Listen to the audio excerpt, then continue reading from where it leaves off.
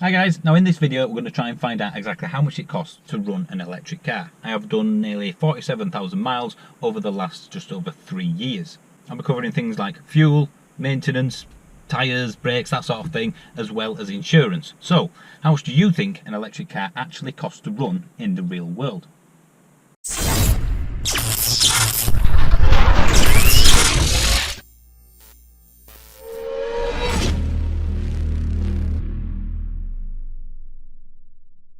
Now just to clarify, this video is about running costs, not purchase price.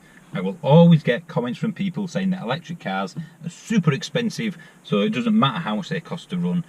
You don't need to put that, okay? This is about the running costs only. Electric cars are a lot cheaper than most people think, and just for clarity's sake, I will tell you how much I have spent on this car and its predecessor. So we might as well start off with the biggest cost to any car driver, whether it's petrol or electric, and that is fuel.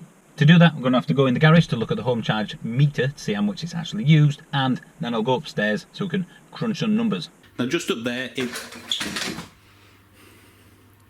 freaking kids! This little box up here was put in when the home charger was first installed, which means it's going to tell me exactly how much I have used charging my car at home.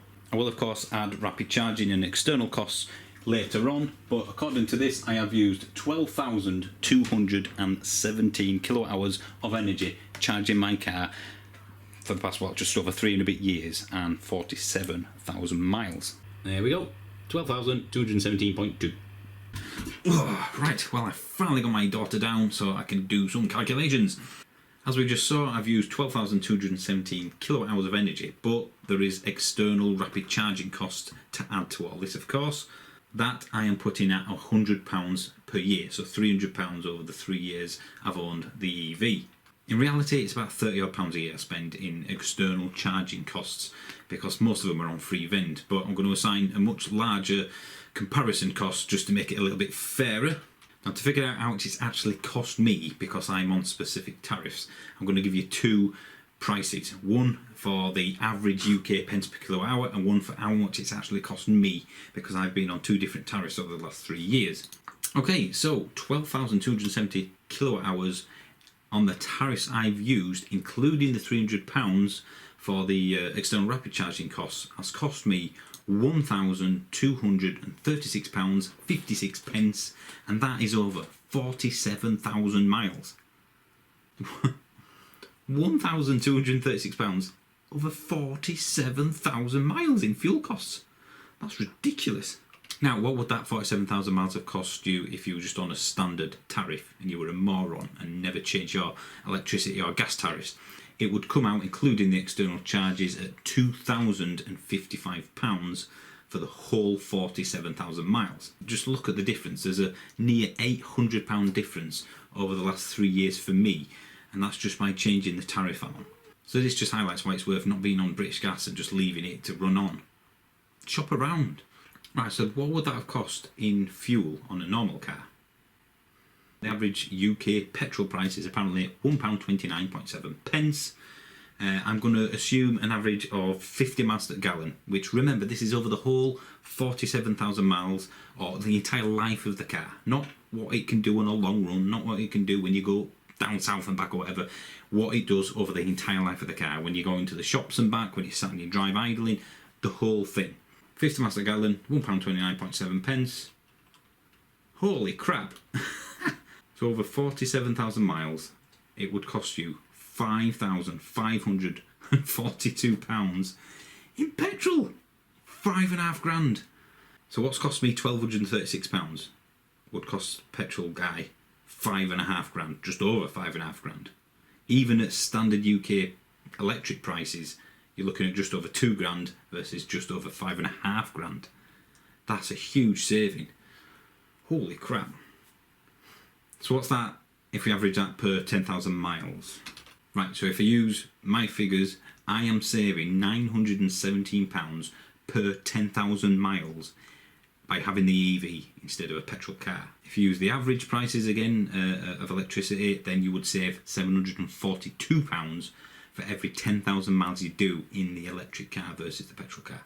So obviously this completely depends on how many miles you do, but if you do 10,000 miles per year, for example, and you look at what tariff you're on and you're a bit savvy on that side, you'll save almost £1,000 a year in fuel costs alone by having an electric car compared to a car that does 50 miles per gallon over its entire life. Obviously that will go up if your car does less than 50 miles per gallon and vice versa.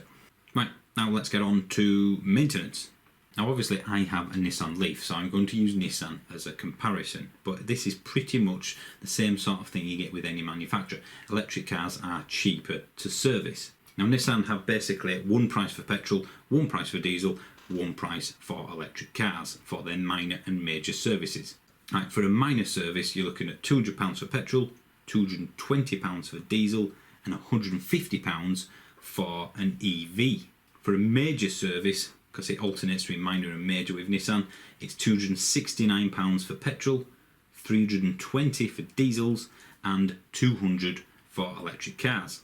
So if we assume the cheaper petrol rather than diesel models, you're saving 70 quid per service on a major and £50 per service on a minor. That is a fair bit higher if you had a diesel car. So on average you're saving 60, 70, £80 per year in servicing costs with an EV, or at least a Nissan EV versus a Nissan petrol diesel car. And as I said, BMW, Kia, all those, they tend to follow the same sort of pattern. The EV servicing is a lot cheaper. Now insurance, this is a bit of a weird one. In my experience in the last 3 years that we've had an EV, it's made no difference at all whether we got an electric car or a petrol car of a similar age, price and type. I've done a few test quotes online and it's basically the same price for my Leaf as it is for a Golf or a Focus or something like that. Although I think I have got to that age where everything's pretty much the same price no matter what I get. Now I do get comments from people every now and then or tweets saying that their insurance price has gone up quite a bit when they switch to an electric car. But when you delve into it, I think the majority of people who experience that either never shop around or are going from, say, like a 6-year-old Golf diesel to a brand new electric car that's worth significantly more. So make sure you do a proper comparison. There's no point in comparing a £2,000 car versus a 25 grand car. They're very different things. The fact that it's electric doesn't seem to make any difference to me and various other people I know who own one. Do a like-for-like comparison. Don't compare your old car to a brand new 30 grand electric one and say, well, it's gone up. Of course it's gone up. It's a much more expensive car. Tax. Now, of course, it depends on the petrol and diesel car you're buying, but at the moment, given the new tax regime in the UK, it's still zero car tax or VED rate for full electric cars. For everything else, it's £140, unless, of course, that car is worth more than £40,000, then you'll be paying that extra there. So even Teslas, which are full electric, will be paying, I think it's something like £380 for the first 5 years of its life, just because of the purchase price. But in like-for-like comparisons to something like a Leaf, you're looking at zero tax for a Leaf or a Zoe or an i3 versus £140 for a standard car. So it's not a huge saving, but that's another 140 quid a year that you are saving there.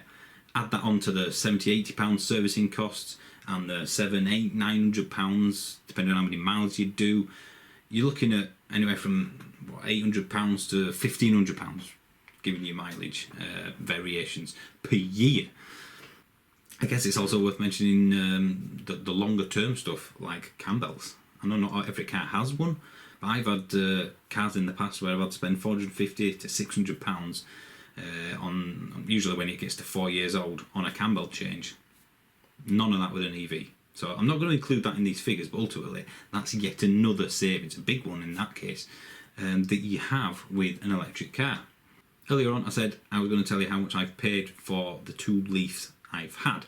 The first one was 3 and a bit years ago now, and that obviously was a 24 kilowatt hour because that's all that was out at the time, and a centre, and that cost me £200 per month with a £500 deposit. It was effectively a lease, even though it wasn't a lease, I treated it as such, and then after a year and a bit that was exchanged for the 30 kilowatt hour.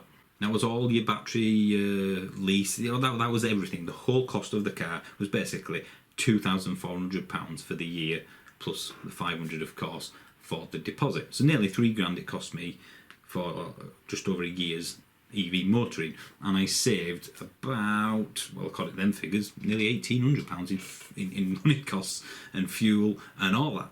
So we're basically driving around in a brand new car for £1,200 for 1 year, and that's everything, including depreciation.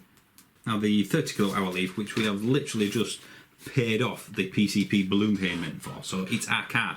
Now the total price for that, and I've got the paperwork here, £15,650. That's everything. Interest payments, well, it was 0% interest, but ultimately admin, the lot, 15.5 grand, just over. Battery and all, there's no lease on that one, and that was for a 30 kilowatt hour Ascenta. I don't know about you, but 15.5 grand, I would say for the car, which is an equivalent to a Focus or a Golf in size terms, you know, it's a family car, I think is fairly average and probably a lot cheaper than most people are thinking right now, especially the naysayers out there. I'm not saying it's cheap. Cheap is relative to whoever's buying the car, but I do enough miles to save me at least £1,500 a year in fuel alone. So the longer I keep that car, the more I've saved. Hell, when I think about it, at £1,500 a year, if I keep that car 10 years, I've paid for the car in fuel savings. Now, yes, I know this will not suit everyone. Electric cars don't suit everyone. No doubt someone will mention the range of a Golf is a lot better than the... But the whole point of this video was just to prove, and these actual figures from me over the last 3 years and 47,000 miles, this is how much it actually costs and has cost. If you get an EV and you do 5,000 miles a year, of course your savings are going to be a fair bit less, because fuel is probably the biggest cost, for most people anyway, when buying a car. So there we go. If you're thinking about buying an electric car, the savings are undeniable. No one can argue with that. 5.5 grand in fuel over the 47,000 miles I've done, as opposed to 1,200. £3,500 savings over 3 years in petrol costs alone. And to answer the inevitable, well, you need to replace the batteries every 3 years at cost of £5,000. I can hear people typing that now. The car I've got now comes with an 8-year, 100,000 mile warranty on the battery. Batteries are lasting way longer than even manufacturers have thought. So to just scrap that comment now, bin it, doesn't exist. It came from a Top Gear episode, which was very funny, from 2011, I think, and it's just not true. So there we have it. I'm not sure if this is going to be of any use to anyone, but if you are looking at an EV, hopefully this will give you a rough idea on what you can save in running costs. How much you pay for the car is completely up to you. I've seen Leafs for 5 or 6 grand upwards. Renault Zoes with the battery lease, of course. 2-year-old ones are going for 6.5 grand upwards. So EVs are entering the used market now. They are getting to the cheaper end of the used market. Still not for everyone, of course. So you don't need to say all this, but ultimately they're getting cheaper. And I think at 15.5 grand for a brand new car with an 8-year warranty that's cost pennies to run is a bit of a billy bargain for me, especially as it's, I was getting a new car anyway. So yeah, that's it. Now, for those that don't want to miss out on the live streams I do, because I've had a few people comment this, if you subscribe, click on the bell icon next to the subscribe button, then click on all. That way you won't miss out on any notifications. You'll get them for everything that I post up, not just occasional notifications. So yeah, thanks for watching, guys. Apologies for the brilliant lighting, but my daughter's asleep over there, and this is literally the only way I could have done this video. So once again, thanks for watching, and I'll see you soon.